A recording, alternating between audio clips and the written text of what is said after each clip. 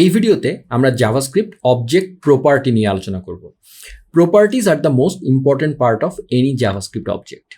Properties are the values associated with a JavaScript object, এগুলো সব আমরা জানি। আর JavaScript object is a collection of unordered properties. প্রথম যে কথাটা ইম্পর্টেন্ট সেটা হচ্ছে, এই যে ধরেন আমাদের একটা অবজেক্ট আছে পার্সন, হ্যাঁ, আমি একটু সিম্পলিসিটির জন্য আমি ধরেন এই মেথডটা একটু মুছে দেই। এই সো আমাদের একটা পার্সন নামে একটা এরকম একটা অবজেক্ট আছে। ইট ডাজন্ট ম্যাটার যে আমার এই যে প্রপার্টিগুলো, এটা নেম একটা প্রপার্টি, এজ একটা প্রপার্টি, ইট ডাজন্ট ম্যাটার আপনি কোন অর্ডারে লিখছেন। অ্যারের ক্ষেত্রে অর্ডারটা ইম্পর্টেন্ট, যেটা আমরা অলরেডি জানি, যে কারণে অ্যারেকে বলা হয় ইটারেবল। কিন্তু পার্সনের ক্ষেত্রে, অবজেক্টের ক্ষেত্রে কিন্তু সেটা ইম্পর্টেন্ট না। মানে আপনি যখন এই যদি এজটাকে আগেও লেখেন কিচ্ছু যায় আসে না, এই পার্সন এবং এই পার্সন সেম। ঠিক আছে, সো এই জিনিসটা হচ্ছে অবজেক্টের প্রথম গুণাবলী, যে এটাতে অর্ডারটা ইম্পর্টেন্ট না, প্রপার্টিগুলোর অর্ডারটা ইম্পর্টেন্ট না, সেটাই এখানে বলা হয়েছে। Properties can usually be changed, added and deleted, but some are read only. আচ্ছা, সো প্রপার্টি আমরা চাইলে ডাইনামিক্যালি অ্যাড, এডিট, ডিলিট সবই করতে পারি। ঠিক আছে, মানে আমি চাইলে পার্সন ডট ধরেন সিম্পলি এরকম করতে পারি, পার্সন ডট ধরেন নেম এজ আর একটা ধরেন কান্ট্রি, হ্যাঁ, ইজ ইকুয়াল টু বাংলাদেশ। আমি চাইলে এরকম ডাইনামিক্যালি পার্সনের প্রপার্টি অ্যাড করতে পারি। ঠিক আছে, সো ধরেন আমি এখানে এবার যদি আমি পার্সনকে প্রিন্ট করি, তাহলে কি হলো, এই যে দেখেন এখন কিন্তু অবজেক্টটা চেঞ্জ হয়েছে, হ্যাঁ, নতুন একটা প্রপার্টি অ্যাড হয়েছে। এবং দেখেন এখানেও কিন্তু অর্ডারটা আপনার মতো না, অর্ডারটা দেখেন সে তার মতো করে নিয়ে নিয়েছে আর কি। সো রিলোড দিলে দেখেন আবার অন্যরকম অর্ডার, হ্যাঁ, মানে এখানে দেখাচ্ছে আরেক রকম ভাবে। সো অর্ডারটা আসলে ওইভাবে ইম্পর্টেন্ট না। সো সে সাধারণত দেখায় সম্ভবত এই অনুযায়ী অ্যালফাবেটিক্যাল অর্ডারে দেখায়, মানে কনসোলে। সো যাই হোক, অর্ডারটা এখানে ইম্পর্টেন্ট না। তো আমরা এইভাবে চাইলে অ্যাড করতে পারি, আবার আমরা চাইলে পরিবর্তনও করতে পারি। যেমন পার্সন ডট এজ 35-এর জায়গায় আমরা 36 করে দিতে পারি। এবং যদি আমি এই জায়গাটায় এখন কনসোল ডট লগ যেটা আছে সেটাকে যদি আমি এখন নিচে নিয়ে যাই, হ্যাঁ, তাহলে আপনারা দেখবেন এজটা চেঞ্জ হয়ে গেছে। ঠিক আছে, এই যে এজটা চেঞ্জ হয়ে গেছে। সো সেটাই এখানে বলা হচ্ছে যে আমরা চাইলে এটাকে পরিবর্তন করতে পারি।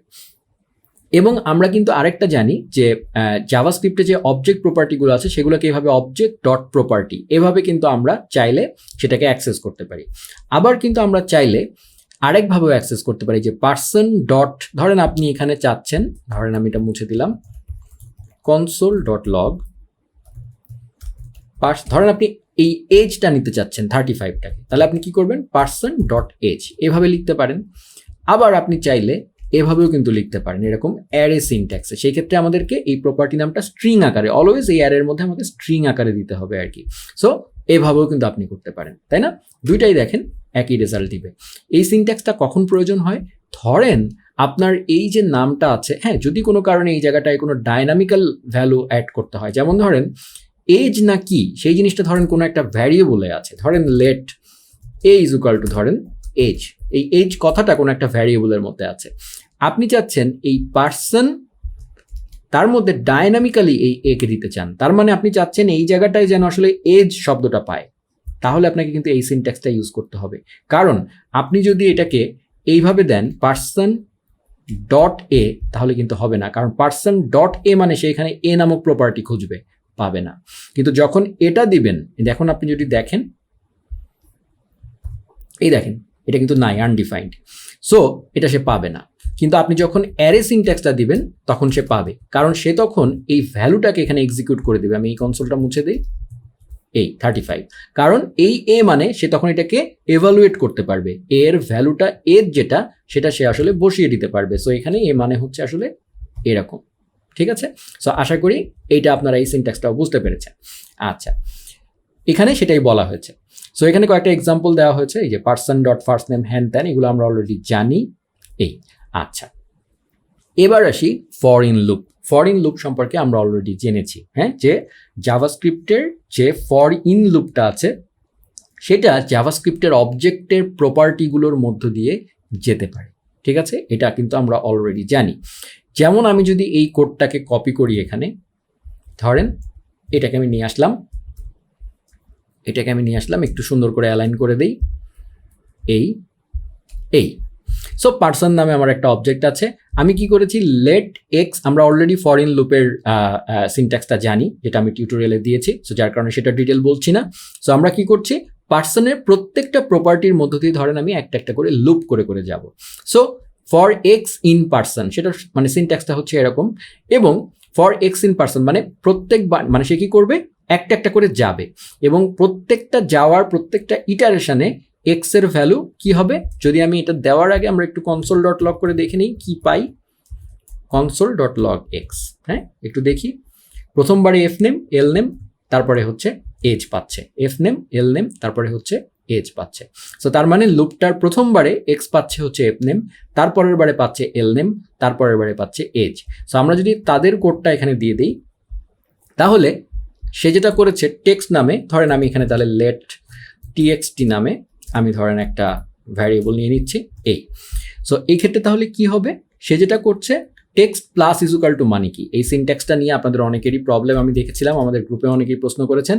So text plus equal to, এই সিনট্যাক্সটার মানে হচ্ছে text equal to text plus এটা, হ্যাঁ এটাকেই সংক্ষেপে লেখা হয় টেক্সট প্লাস ইজুকাল টু এটা, ঠিক আছে। সো সো তার মানেটা হচ্ছে text plus equal to person x. তো এক্স এর মান প্রথমবারে কি, এক্স এর মান প্রথমবারে হচ্ছে এফ নেম, তার মানে পার্সন এই জায়গাটায় যেহেতু অ্যারে সিনট্যাক্স দিয়েছে তাহলে এফ নেমের ভ্যালুটা এখানে বসে যাবে, তার মানে পার্সন এফ নেম মানে প্রথমে কি জন, তাই না। সো এটাই তাহলে এখানে হবে। সো টেক্সটের ভ্যালু আগে ছিল ব্ল্যাঙ্ক, তাহলে ব্ল্যাঙ্কের সাথে জন কি হবে, কনক্যাটিনেট হবে, তাই না, কনক্যাটিনেট হয়ে প্রথমে হলো জন। এখন তাহলে আমার এই টেক্সটের ভ্যালু আছে জন, এর পরের লুপে কি হবে, পার্সন এল নেম পাবে, তাহলে জন ডো হবে, তাই না।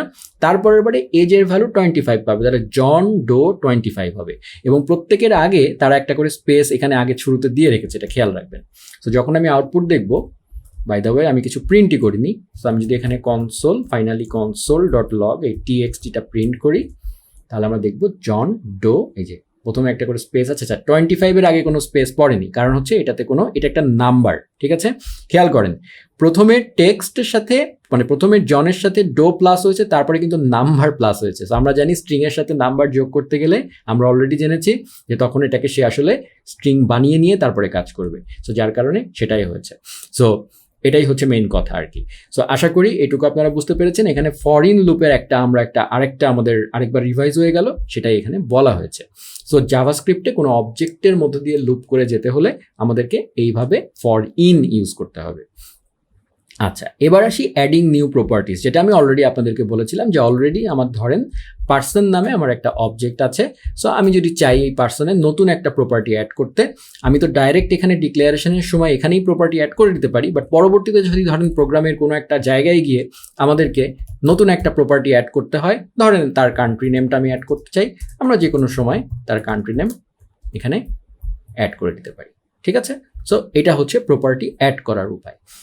আমরা অলরেডি চেঞ্জ করার উপায়ও জানি। সো আমরা যে কোনো সময় এজ যদি আমরা এখানে 25 ছিল 26 করে দিতে পারি। সো ইজিলি করা যাচ্ছে। বাকি আছে ডিলিটিং, হ্যাঁ সিম্পল ব্যাপার। ডিলিট হচ্ছে সিম্পল, আপনি এরকম ডিলিট দেখেন কোনো কথা নাই, ছোট হাতের ডিলিট, হ্যাঁ তারপরে আপনি সিম্পলি লিখে দিলেন পার্সন ডট ধরেন এজ, মানে আপনি এজ প্রপার্টিটাকে ডিলিট করে ফেললেন প্রপার্টি থেকে। আপনি যদি এখন কনসোল ডট লগ পার্সন করেন এবং আউটপুট দেখেন, তাহলে এখানে দেখবেন এজটা নাই, তার মানে সে এজ প্রপার্টিটাকে ওই পার্সন অবজেক্ট থেকে ডিলিট করে ফেলেছে। As simple as that. So প্রোগ্রামের যে কোনো জায়গায় গিয়ে আমরা ডিলিট করে ফেলতে পারি। এবং শুধু তাই নয়, একইভাবে এখানে যে পার্সন ডট এজ, আমরা জানি যে এজ এইভাবে অ্যাক্সেস না করে আমরা চাইলে এইভাবেও অ্যাক্সেস করতে পারি, তাই না, সেটাও হবে, তাহলেও কোনো সমস্যা নাই, তাহলেও একই আউটপুট আসবে, এই যে একই আউটপুট আসবে। তো সেটাই এখানে বলা হয়েছে। এটা গেল the delete keyword deletes both the value of the property and the value of the property and the property itself, মানে পুরো প্রপার্টি এবং তার ভ্যালু, মানে এটা এবং এটা দুটাই সে ডিলিট করে ফেলে। After deletion the property cannot be used before it is added back again, মানে আপনি যদি ডিলিট করে ফেলেন তারপরে আর আপনি যে ডিলিট পার্সন এজ করে ফেলেছেন, এরপরে আপনি আর পার্সন ডট এজ কখনো কল করতে পারবেন না, আনডিফাইন্ড পাবেন, সেটাই এখানে বলা হয়েছে।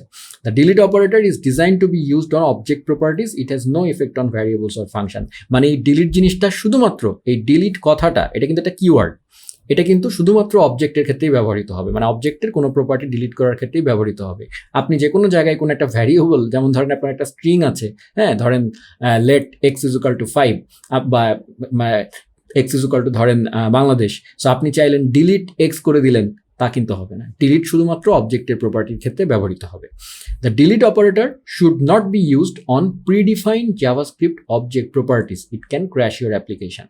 আচ্ছা, সো প্রিডিফাইন কোনো জাভাস্ক্রিপ্ট অবজেক্ট প্রপার্টি যদি থেকে থাকে, সেটা আসলে যেটা আসলে প্রিডিফাইন আগে থেকেই ডিফাইন করা আছে বিল্ট ইন, তাহলে কিন্তু ডিলিট করতে যাবেন না, it can crash your application. জাভাস্ক্রিপ্টের কোনো বিল্ট ইন যদি কোনো অবজেক্ট প্রপার্টি যেটা আপনি ইউজ করছেন সেটাকে আবার ডিলিট করে দিতে যাবেন না। সেটার উপরে ডিপেন্ডেন্ট হওয়ার কারণে বা এমন ভয়াবহ ঘটনা হতে পারে যে আপনার পুরো অ্যাপ্লিকেশন ক্র্যাশ করে যেতে পারে। সো ডিলিট শুধুমাত্র নিজের ক্রিয়েট করা কোনো অবজেক্টের ক্ষেত্রে করতে পারেন। আচ্ছা, এবার আসি নেস্টেড অবজেক্ট। নেস্টেড অবজেক্ট আর কিছুই না, আমরা জানি যে অবজেক্টের যে প্রপার্টি সেখানে আমরা এনিথিং রাখতে পারি। ইনফ্যাক্ট সেই প্রপার্টির মধ্যে আমরা চাইলে আরেকটা অবজেক্ট রেখে দিতে পারি, ঠিক আছে, সেটাই এখানে বলা হচ্ছে। এবং এই নেস্টেড অবজেক্টগুলোকেও একইভাবে আমরা অ্যাক্সেস করতে পারি, যেমন মাই অবজেক্ট ডট কার্স দিলে আমরা এই অবজেক্টটা পাবো, ঠিক আছে। সো সেটাই এখানে বলা হয়েছে। শুধু তাই নয়, আপনি যদি চান এই অবজেক্টের এইটা অ্যাক্সেস করতে, তাহলে দিবেন কি my object dot cars dot কার1, মানে আপনি চেইন করতে পারবেন ডট দিয়ে, হ্যাঁ, এটাই। আবার একইভাবে ওই সিনট্যাক্সটাও কিন্তু অ্যাভেলেবল আছে, মানে মাই অবজেক্ট ডট কার্স, তারপরে ধরেন আপনি চাচ্ছেন এটাকে অ্যারে সিনট্যাক্স দিয়ে লিখবেন, সেটাও করতে পারবেন, কোনো সমস্যা নাই। অথবা এইভাবেও লিখতে পারবেন, এই যে সেম আছে সব কিছু। আচ্ছা, এই যে এখানে আমি যে ভ্যারিয়েবলের সিনট্যাক্সটা দেখেছিলাম সেখানেও আছে যে P1 এর মধ্যে আপনি কার্স দিয়ে দিলেন আর কি, মানে এটা এভালুয়েট হয়ে গেল আর কি, ওই এক্সাম্পলটা। Nested arrays and objects. Values in objects can be arrays and values in arrays can be objects. So একটা অবজেক্টের মধ্যে এই যে আমরা চাইলে এখানে একটা অ্যারেও থাকতে পারে, অ্যারের মধ্যে অ্যারের প্রত্যেকটা ভ্যালু আবার চাইলে একটা সিঙ্গেল অবজেক্ট হতে পারে, মানে কমপ্লেক্স করা হচ্ছে আর কি, nothing else. To access arrays inside arrays, use a for in loop for each array. মানে আমরা জানি যে এই যে দেখেন, to access arrays inside arrays use a for in loop for each array. এই যে অ্যারের মধ্যে আমার এই যে আমার যে অবজেক্টটা আছে সেই অবজেক্টের মধ্যে কার্স হচ্ছে একটা অ্যারে, ঠিক আছে। সো দেখেন সে ফর ইন লুপ ইউজ করেছে, এই যে মাই অবজেক্ট ডট কার্স, এই যে মাই অবজেক্ট ডট কার্স, এটা কিন্তু একটা অ্যারে, হ্যাঁ। So say for in loop use করেছে। সো আমরা একটু দেখে নিই, আমি একটু আপনাদেরকে এটা করে দেখাই, তাহলে আপনাদের ধারণা মানে বাড়বে। সো আমি এই জিনিসটা এরকম করে একটু অ্যালাইন করে দেই, এটা আচ্ছা, এটা হচ্ছে আমার একটা অবজেক্ট এবং এখানে ধরেন একটা সিম্পল ফর ইন লুপ আছে, এই ফর ইন লুপ। এবং ফর সিম্পলিসিটি আমি একটু বোঝানোর জন্য আমি ধরেন এই জায়গাটায় কিছু করছি না। সো আমরা কি করছি, লেট আই ইন, আমরা ফর ইন লুপ জানি তাই না, my object dot cars. For in loop কিন্তু আমরা দেখেছিলাম অ্যারের ক্ষেত্রেও ইউজ করা যায়, অবজেক্টের ক্ষেত্রে তো করা যায়, অ্যারের ক্ষেত্রেও করা যায়। সো যখন আমরা মাই অবজেক্ট ডট কার্স, এটা কিন্তু একটা অ্যারে। সো আমি যখন এটার মধ্যে দিয়ে ফর ইন লুপ ইউজ করছি, তখন কিন্তু আমি একটা একটা করে এরকম অবজেক্ট এই অ্যারের মধ্যে দিয়ে ইটারেট করবো আর কি। সো একটু কনসোল লক করে দেখে নেই যে আমি আয়ের মধ্যে কি পাচ্ছি আসলে, মানে এক একটা ইটারেশনে আমার আয়ের ভ্যালু কি পাচ্ছি। খেয়াল করলে দেখবেন 0 1 2, মানে খেয়াল করে দেখেন অ্যারের মধ্যে আপনি যখন ফর ইন লুপ করে মানে করবেন, আমরা কিন্তু জানি যে অ্যারের ক্ষেত্রে যখন আমরা ফর ইন লুপ ব্যবহার করি তখন কিন্তু তার ইন্ডেক্সগুলো সে রিটার্ন করে, মানে প্রথমে 0, তারপরে 1, তারপরে 2। অবজেক্টের ক্ষেত্রে ফর ইন লুপ করলে এলিমেন্টগুলো রিটার্ন করে, যেমন আমি যদি এই মাই অবজেক্টের মধ্যে ফর ইন করতাম তাহলে প্রথম ইটারেশনে পেতাম এইটা, তারপরের ইটারেশনে পেতাম এইটা, তারপরের ইটারেশনে পেতাম এইটা। কিন্তু অ্যারের ক্ষেত্রে আমি পাবো এটার ইন্ডেক্সগুলো, মানে 0 1 2 এরকম। সো তাই এখানে কিন্তু হচ্ছে। সো এখানে সেই জিনিসটাই বোঝার ব্যাপার আর কি, এখানে সেইটাই করা হয়েছে। এই জন্য দেখেন সে আই নিয়েছে, আই মানে ইন্ডেক্সগুলো পেয়েছে, মানে এইটার 0 1 2 পেয়েছে। এরপরে সে কি করেছে, মাই অবজেক্ট ডট কার্স 0, মানে মাই অবজেক্ট ডট কার্স 0 মানে এই পুরাটা, হ্যাঁ, সেইটার ডট নেম প্রপার্টি, মানে এইটা হচ্ছে কার্স 0টা পুরাটা, সেইটার ডট নেম প্রপার্টি মানে এইটা। ক্লিয়ার? সো সেই জিনিসটাই এখানে করা হয়েছে। সো এই জায়গায় তার মধ্যে আপনি যা খুশি করতে পারেন, এখন সে এখানে একটা অপারেশন করেছে। সো এটা আপনারা প্র্যাকটিস করে নেবেন। এবার আসি property attributes. All properties have a name, in addition they also have a value. So property attribute মানে সোজা কথায় আমি যদি এভাবে বলি, এইগুলো তো হচ্ছে আমাদের প্রপার্টি, রাইট? এই যে নেম, এজ, এগুলো সব হচ্ছে আমাদের property. All properties have a name, in addition they also have a value. So প্রত্যেকটা প্রপার্টির নেম এবং ভ্যালু এই দুটা জিনিস থাকে। The value is one of the properties attributes, মানে এই যে প্রপার্টিগুলো আছে না, সেগুলোর একটা হচ্ছে কি তার নাম, যে নামটা হচ্ছে তার এই যে এই পাশে যেটা আমরা লিখছি লেফট সাইডে, এবং ভ্যালু হচ্ছে রাইট সাইডে যেটা লিখছি, এ কারণে বলা হয় নেম ভ্যালু পেয়ার। আদার অ্যাট্রিবিউটসও আছে যেগুলো সাধারণত আমরা ইউজ করি না। এটা খুবই অ্যাডভান্সড, এটা চাইলে আপনারা স্কিপ করে যেতে পারেন, এটা পরবর্তীতে আস্তে আস্তে অনেক অ্যাডভান্সডে গেলে আপনারা জানতে পারবেন। বাট ধারণা নিয়ে রাখেন যে জাভাস্ক্রিপ্টে মূলত এই যে অবজেক্টের যে প্রপার্টিগুলো থাকে তার একটা হচ্ছে নেম, একটা হচ্ছে ভ্যালু, ঠিক আছে?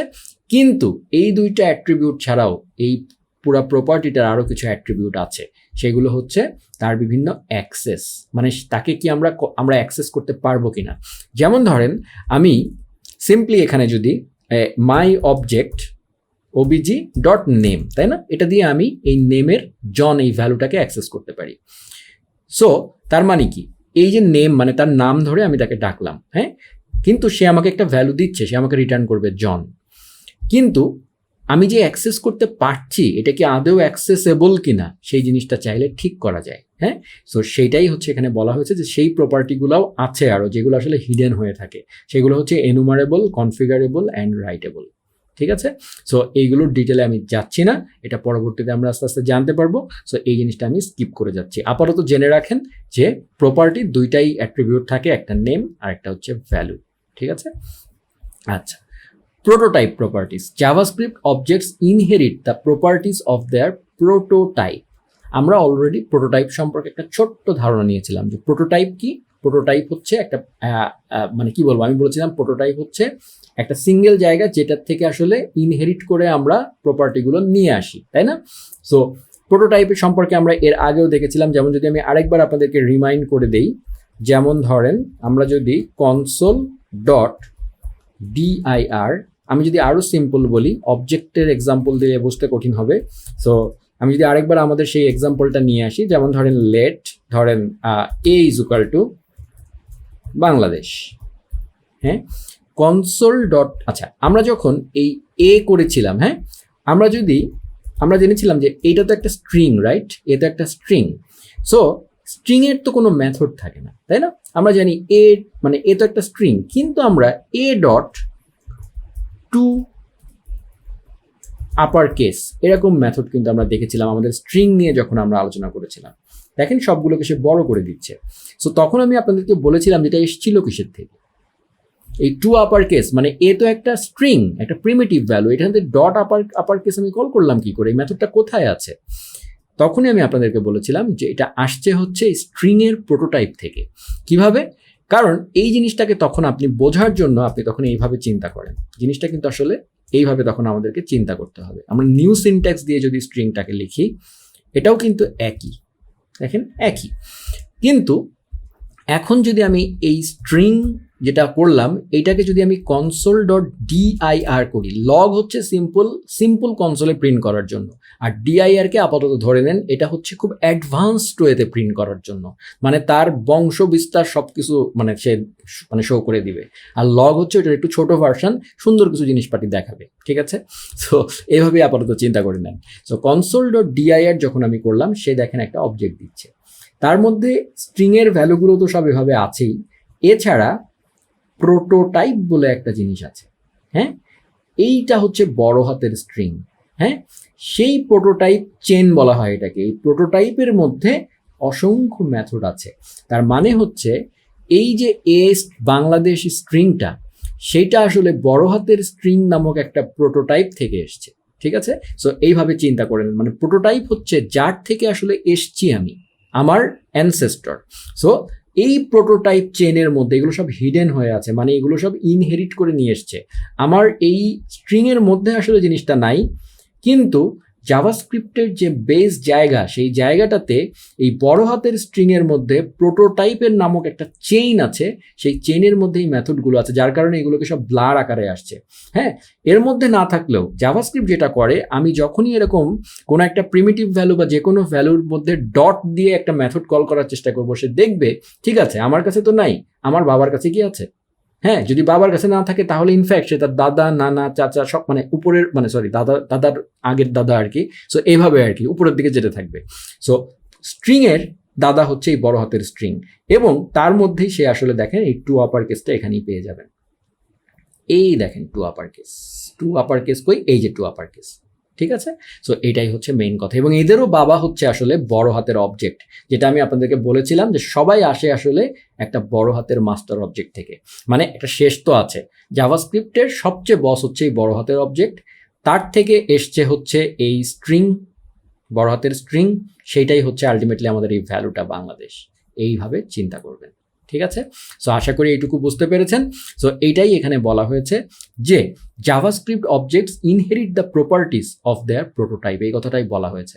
The delete keyword does not delete inherited properties, but if you delete a prototype property it will affect all objects inherited from the prototype. সে যেটা বলতে চেয়েছে আমি একটু বলি আপনাদেরকে, যে আমরা যখন ডিলিট কিওয়ার্ড ইউজ করেছিলাম যেমন অবজেক্টের ক্ষেত্রে, এবার আমি এখানে চলে যাই, আমাদের আগের এক্সাম্পলে চলে যাই। এই ছিল আমার অবজেক্ট, রাইট। সো আমি যদি এই অবজেক্ট যেটা আছে, হ্যাঁ, কনসোল ডট dir মাই ওবিজি করি, এখানেও আপনারা এরকম কিছু একটা পাবেন। সেখানে প্রোটোটাইপের মধ্যে অনেক কিছু আছে, ঠিক আছে।